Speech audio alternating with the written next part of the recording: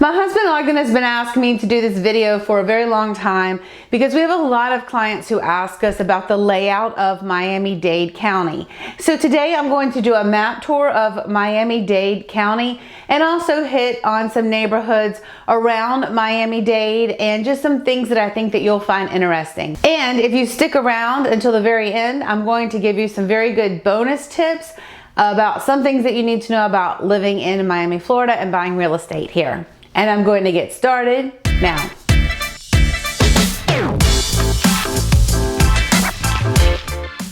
Hey everyone, my name is Jamey Prezzi. I'm a real estate agent in Miami-Dade and Broward counties, and I work with my husband Ognjen Prezzi and our team. Today I'm going to do a map tour of Miami-Dade County and give you a lot of really good information that I hope that you'll find helpful. But first, before I get started, if this is your first time here, hit that subscribe button so you never miss another update. We do put out new videos every week. Also, hit the bell so you're notified as soon as new videos come online. We get calls every single day from people just like you who are interested in making a move to Miami, Florida.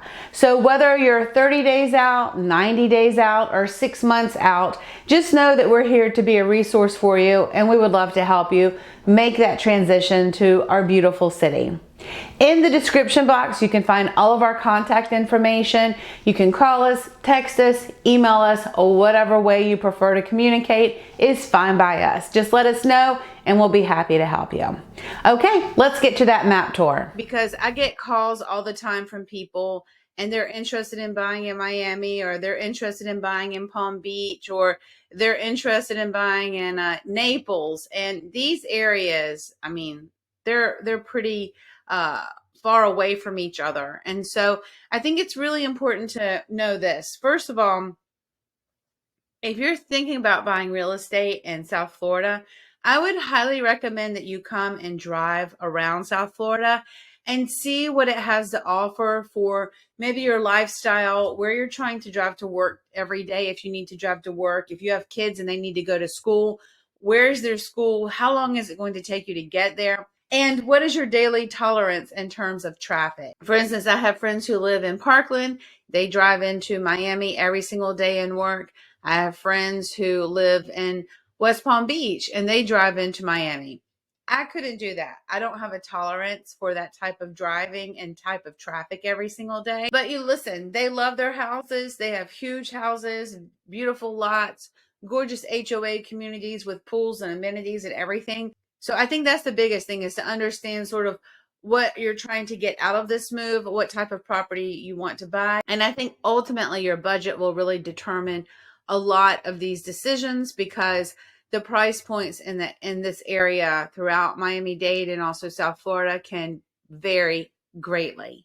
If you look at this map, you can see this is a huge area. A lot of Miami-Dade consists of the Everglades. And then as you go further over into this area, closer to Biscayne Bay, that's more the city areas. So this part of Miami-Dade out west is more suburbia. However, you have Doral, which is a very popular neighborhood now. It's one of America's fastest growing cities. And Doral has a little downtown area, and they've built high rises there, and there's more development going in that area. And there are some other parts of Miami-Dade where that kind of activity is happening as well. But for the majority of these neighborhoods that are out west, they are single family home mixed in with some condominium buildings, kind of more suburban living. And as you get closer into this area where it says Miami, this is more the city part of Miami-Dade. So this area here is Brickell, and then we have downtown Miami, Edgewater, Midtown, Wynwood, and then if you go across these bridges will take you into Miami Beach. Miami Beach is a barrier island off the mainland of Miami-Dade. Miami Beach is not Miami. They're two different cities, two different governments, two different everything. So just know that. In Miami Beach, we have many different neighborhoods. And for tolerance level of traffic, this is something that I wanted to bring up again because this is a quality of life issue. There are several bridges to get off of Miami Beach.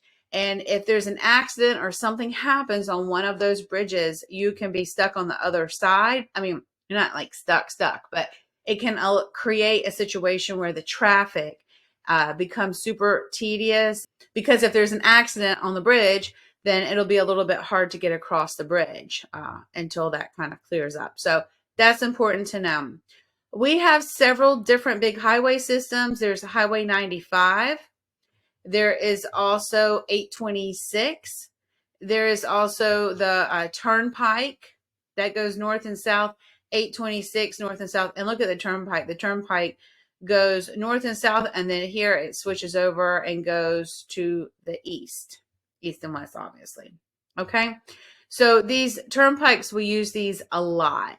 This is the 836 that goes east to west, and the 836 basically goes right into, but it turns into different names, but just, for easy sake, it goes right into South Beach, and then it goes out west. And then also you have the 112. This is the airport. It's great because it's a very central area in Miami-Dade, and a lot of very popular neighborhoods. For instance, this is Miami Shores, El Portal, Biscayne Park.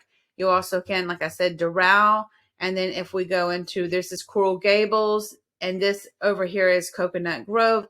Now we're getting a little bit further south, and you can see that some of these major city hubs are very close to the airport, which is awesome because, you can be to the airport relatively quick from most parts of the city. Now, as we go into some of these more southern areas, and I would say like as we start to get into Coral Gables, South Miami, Pinecrest, Kendall, Three Lakes, Cutler Bay. Now we're getting a little bit farther away from the city.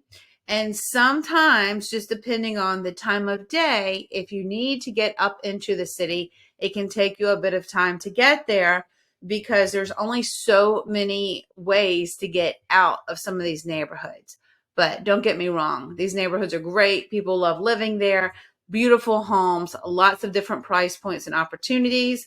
But just know that, again, if you have to drive into Brickell or downtown Miami or the beach every single day, you will be dealing with a little bit of traffic. Okay, now let's go across this bridge and we'll go over to Virginia Key and Key Biscayne. So a lot of times people will ask me about Key Biscayne. So see, Key Biscayne is an island off by itself as well. Beautiful, beautiful opportunities for purchasing real estate in that area. A few of the bonus tips that I wanted to tell you about. If you're purchasing real estate in an area, for instance, in a high-rise building, and view is really important to you, and you're seeing the price points of views all over the place, first, the view is going to really depend on that area. Some areas, for instance, on the more western side of Miami Beach, the downtown Biscayne Bay and city view is more desirable than the eastern view. If you're buying a property on the western side of Miami Beach or the island.